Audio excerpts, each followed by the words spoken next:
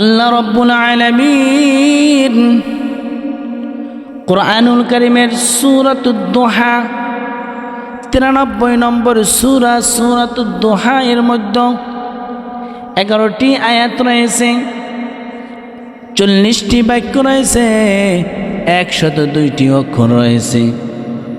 আল্লাহ পাক সূরা দুহা এর 11টি আয়াতের মধ্যে সর্বপ্রথম 2টি আয়াতে 2টি কসম খেয়েছেন। আল্লাহ পাক 1 নম্বর কসম খেয়েছেন ওয়াদ-দুহা,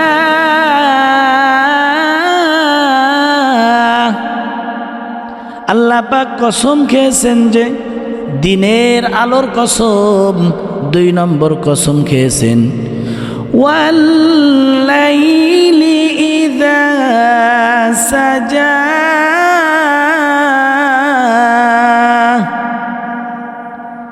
রাত যখন নিঝুম হয়, রাত্র যখন নিস্তব্ধ হয়, রাত যখন নীরব হয়ে যায়, ওই নীরব অন্ধকার রাতের কসম। 1 নম্বরে দিনের আলোর কসম, 2 নম্বরে নিঝুম রাত্রের কসম। এরপরে আল্লাহ পাক 3 নম্বর আয়াতে আল্লাহর হাবিবকে উদ্দেশ্য করে বলেন মা ওয়াদ্দাআকা রাব্বুকা ওয়া মা ক্বালা। হে রাসূল, আপনাকে যে মক্কার কুরাইশরা বলে যে আপনার রব আপনাকে পরিত্যাগ করেছে, না না না, আপনার রব আপনাকে পরিত্যাগ করেনি, আপনার প্রতি অসন্তুষ্ট নন। কেন না মক্কার কুরাইশরা বলেছিল জিবরাইল আমিন 12 দিন পর্যন্ত ওহী নিয়ে আগমন করেননি, বন্ধ ছিল। এই জন্য মক্কার কুরাইশরা বলল হে মুহাম্মদ, তোমার রব তোমাকে ভুলে গেছে, তোমাকে পরিত্যাগ করেছে। তখন আল্লাহ পাক এই সূরাতুদ দুহা নাজিল করেন আর জানাইয়া দেন মা ওয়াদ্দাআকা রাব্বুকা ওয়া মা ক্বালা। হে রাসূল, মক্কার কুরাইশরা যে আপনাকে কষ্ট দেয় তাতে আপনি কষ্ট পাবেন না। কেন না আপনার রব আপনাকে ভোলেননি, আপনার প্রতি অসন্তুষ্ট নন। এই জন্য অসন্তুষ্ট নন। দিন এবং রাতের কসম কই দিয়েছেন আল্লাহ পাক। দিনের পরে যেমন রাত্র আসে, আবার রাত্রের পরে যেমন দিন আসে, এতে যেমন আল্লাহ তাআলার কোনো অসন্তুষ্ট বোঝা যায় না, আল্লাহ তাআলার অসন্তুষ্ট হয় না। এভাবে কোনো নবীর উপরে যখন ওহী নাজিল হয় তাতে কখনো বন্ধ থাকবে, কখনো চলমান থাকবে, তাতে আল্লাহ পাকের অসন্তুষ্টির কারণ বোঝা যায় না। আল্লাহ রাব্বুল আলামিন 4 নম্বর আয়াতে আল্লাহর রাসূলকে উদ্দেশ্য করে বলেন ওয়ালাল আখিরাতু খায়রুল লাকা মিনাল উলা।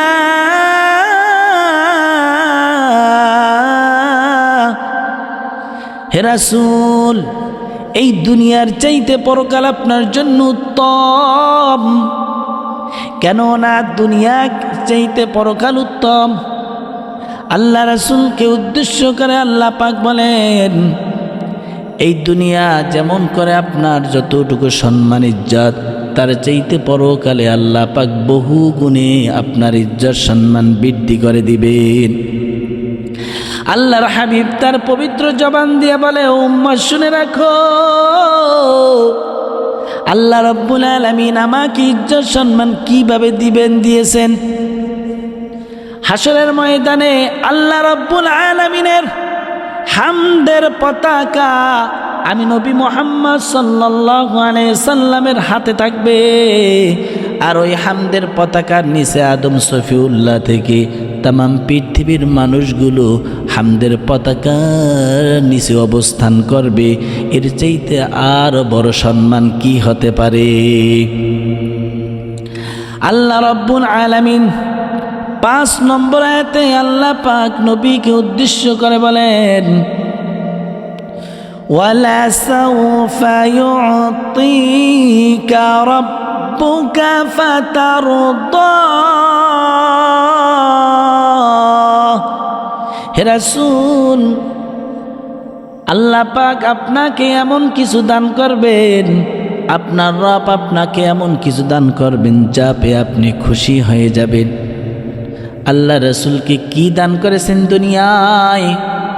দুনিয়া আল্লাহ রাব্বুল আলামিন শত্রুদের বিরুদ্ধে জয়লাভ করিয়েছেন। এমনকি আল্লাহ রাব্বুল আলামিন মুসলমানদের মুমিনদের সংখ্যা বৃদ্ধি করে দিয়েছেন। এমনকি আল্লাহ রাব্বুল আলামিন ইসলাম সেই মক্কার গণ্ডি থেকে তামাম পৃথিবীর ভিতরে ইসলাম প্রচার করে দিয়েছেন যাতে আল্লাহ রাসূল খুশি হন। আল্লাহ রাব্বুল আলামিন পরকালে আল্লাহ পাক তার রাসূলকে হাবিবকে শাফায়াতের অধিকারী দান করবেন।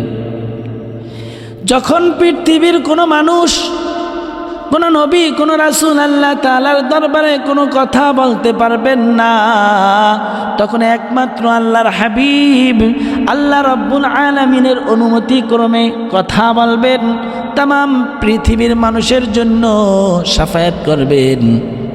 আল্লাহ রাসূল সাল্লাল্লাহু আলাইহি সাল্লাম উম্মতের জন্য ক্রন্দন করতেছেন। আল্লাহ রাব্বুল আলামিন বললেন, ও জিবরাইল, আমার হাবিব ক্রন্দন করতেছে, আমার হাবিব কাঁদতেছে, যাও আমার হাবিবের কাছে গিয়ে বলো তিনি যা চান আমি আল্লাহ খুশি, আমি তাই দান করব।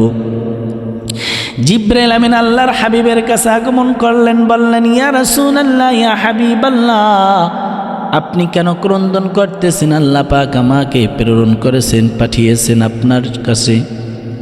আল্লাহর হাবিব বলেন, আমার উম্মতের পেরেশানি, আমার উম্মতের টেনশন। তখন জিবরাইল আমিন বললেন, ইয়া রাসূলুল্লাহ, ইয়া হাবিবাল্লাহ, আপনার উম্মতের দায়িত্ব জিম্মাদার আল্লাহ রব্বুল আলামিন নিয়েছেন, আপনার কোনো দুঃখ বা কষ্টের কোনো কারণ নেই।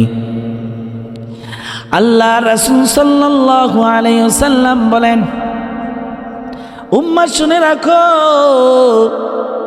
আমি উম্মতের জন্য দেওয়ানা।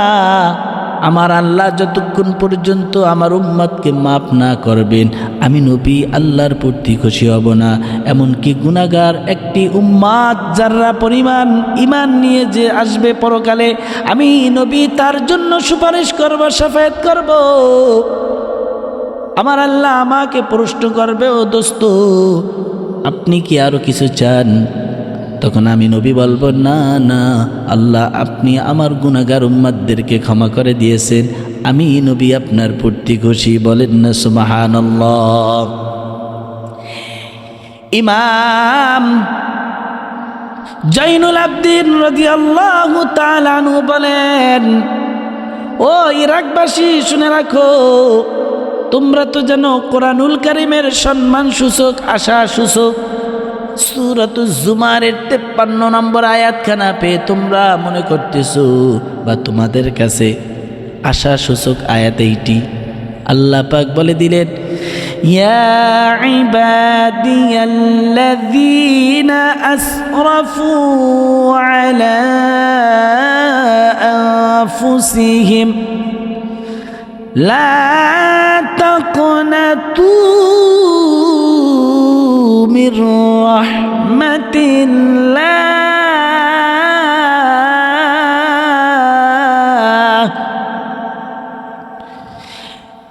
হে দুনিয়ার মানুষ, তোমরা যারা নিজেদের প্রতি জুলুম করবা, অত্যাচার করবা, তোমরা আমি আল্লাহর রহমত থেকে নিরাশ হইবা না।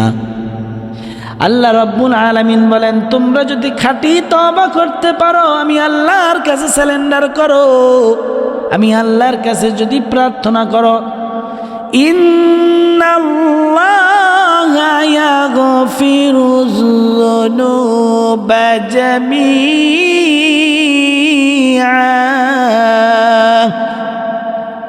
খাঁটি তওবা করতে পারো, তোমরা যদি আমি আল্লাহর কাছে সারেন্ডার করো, গুনাহের জন্য প্রার্থনা করো, আমি আল্লাহ তোমাদের পূর্বের সমস্ত গুনাহগুলো মাফ করে দিব। ইন্নাহু হুয়াল গফুরুর রহিম। কেননা আমি আল্লাহ তাআলা ক্ষমাশীল এবং পরম দয়াবান।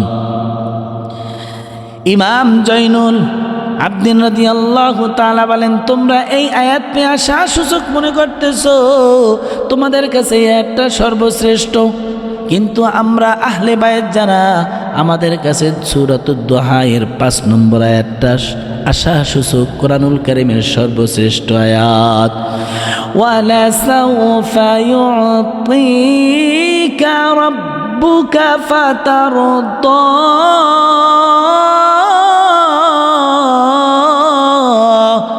আল্লাহ পাক তার হাবিবকে উদ্দেশ্য করে বলেন, দোস্ত আমার হাবিব, আমার যতক্ষণ পর্যন্ত আপনি খুশি না হবেন ততক্ষণ পর্যন্ত আমি আল্লাহ আপনাকে দিতেই থাকবো। এমন কিছু আপনাকে দান করব যা পেয়ে আপনি খুশি হয়ে যাবেন। আল্লাহর হাবিব বলেন, আমার আল্লাহ যতক্ষণ পর্যন্ত আমার উম্মতদেরকে মাফ না করবেন আমি নবী ততক্ষণ পর্যন্ত খুশি হব না। আল্লাহ রাব্বুল আলামিন 6 নম্বর আয়াতে বললেন, আলাম ইয়াজিদকা ইয়াতীমান ফাআওয়া, হে রাসূল আপনাকে কি এতিম হিসাবে পাইনি? আপনি তো এতিম ছিলেন, আমি আল্লাহ আপনাকে আশ্রয় দান করেছিলাম। কেননা দুনিয়ায় আসার পূর্বে আপনার আব্বা আব্দুল্লাহ দুনিয়া থেকে বিদায় নেন। দুনিয়া আসার 6 বছরের মাথায় আপনার আম্মা আমেনা দুনিয়া থেকে বিদায় নেন। এরপর আপনার দায়িত্ব হয় আপনার দাদা আব্দুল মুত্তালিবের উপরে দায়িত্ব পালন নিয়োজিত হন। আপনার দাদা আব্দুল মুত্তালিব, আপনার বয়স যখন 8 বছর তখন তিনিও দুনিয়া থেকে বিদায় নেন। আমি আল্লাহ আপনাকে আশ্রয় দান করি। এমনকি আপনার দাদার মৃত্যুর পরে, আপনার দাদার ইন্তেকালের পরে আপনার চাচা আবু তালেব আপনার দায়িত্ব প্রতিপালন লালন পালনের জিম্মাদার দায়িত্ব বহন করেন। এমনকি আপনার ওই চাচা আবু তালেব মক্কার শেষ প্রান্তে মদিনায় হিজরতের আগ মুহূর্তে যখন দুনিয়া থেকে বিদায় নেন, আমি আল্লাহ আপনাকে প্রতিটি পদক্ষেপে প্রতিটি জায়গায় আমি আল্লাহ আপনাকে সাহায্য দান করেছি। বলেন আল্লাহু আকবার।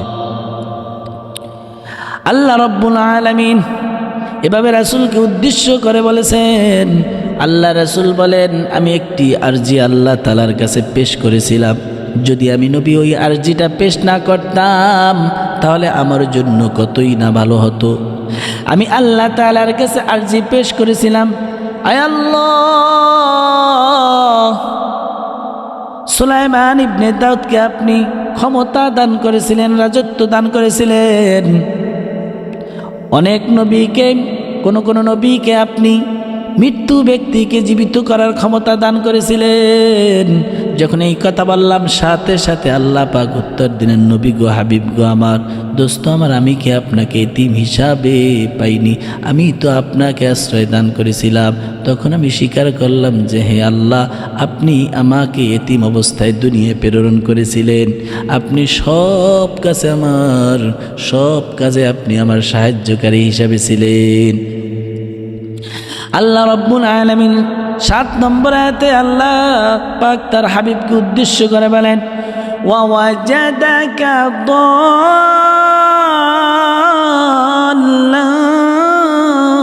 ফাহাদা, হে রাসূল আপনি তো ইসলামের শরিয়াত সম্পর্কে বেখবর ছিলেন, আমি তো আপনাকে পথ দেখিয়েছি।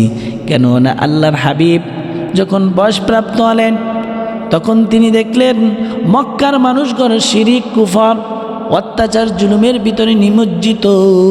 আল্লাহ রাসূল পেরেশান কেমন করে মক্কার মানুষদেরকে এই শিরিক এবং কুফর, অত্যাচার, জুলুম থেকে কেমন করে তাদেরকে ভালো পথে আনবেন, তিনি দিশেহারাম।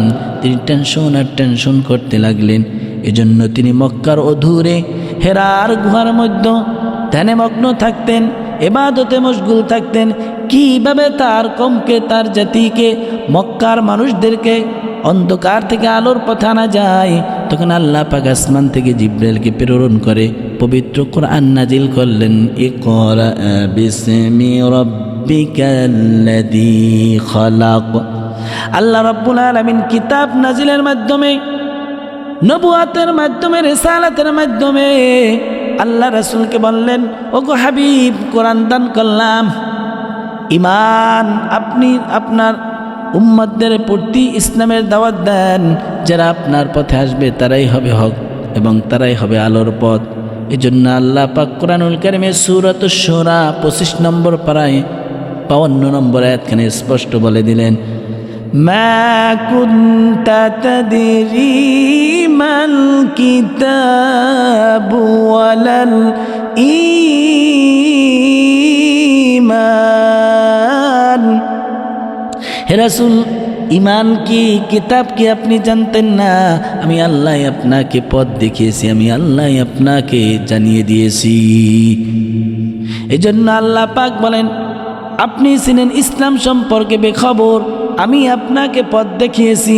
কোরআন এবং রিসালাতের মাধ্যমে আপনি আপনার উম্মতদেরকে অন্ধকার পথ থেকে, শিরিক কুফর থেকে, অত্যাচার জুলুম থেকে আপনি ভালো পথে, আলোর পথে আনবেন, এই পথ আমি আপনাকে দেখিয়েছি। 8 নম্বর আয়াতে আল্লাহ পাক বলেন, ওয়াজাদাকা আইলান ফাআগনা।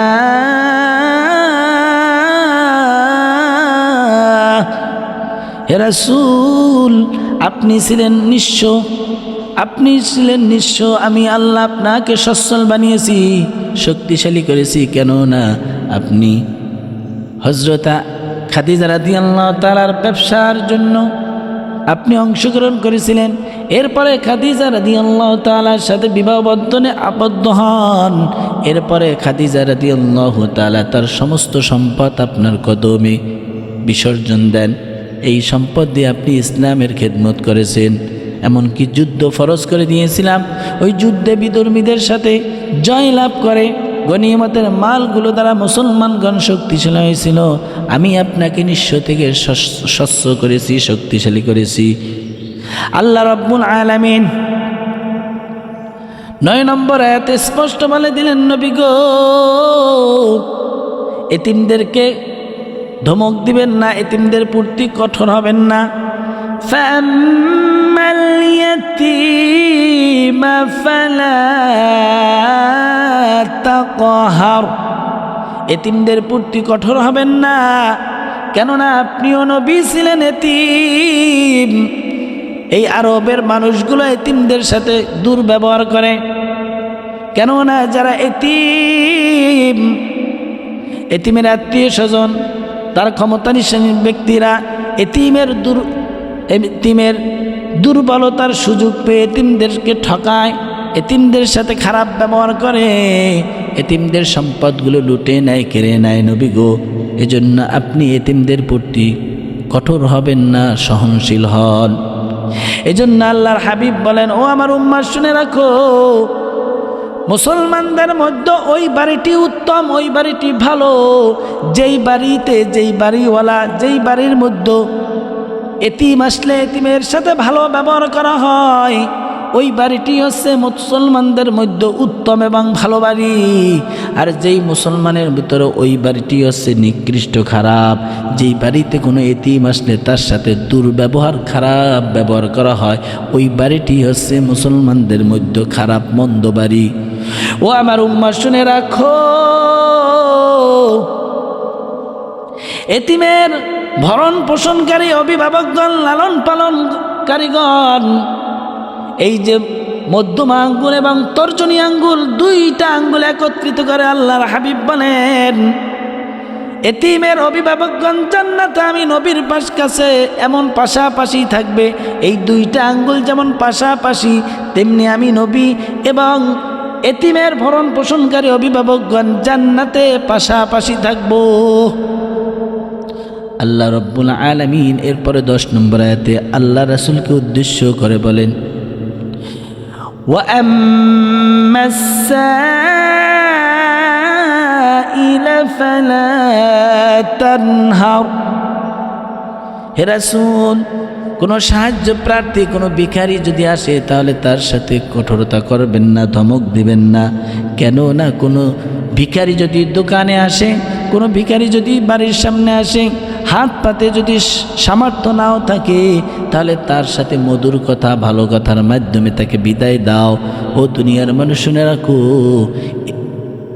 কোনো ভিখারিকে গিয়ে কোনো সাহায্য প্রার্থীর সাথে খারাপ ব্যবহার করবে না, কেননা তুমি একসময় ছিলা দরিদ্র। আল্লাহ রাব্বুল আলামিন তোমাকে আজকে সচ্ছল বানিয়েছেন।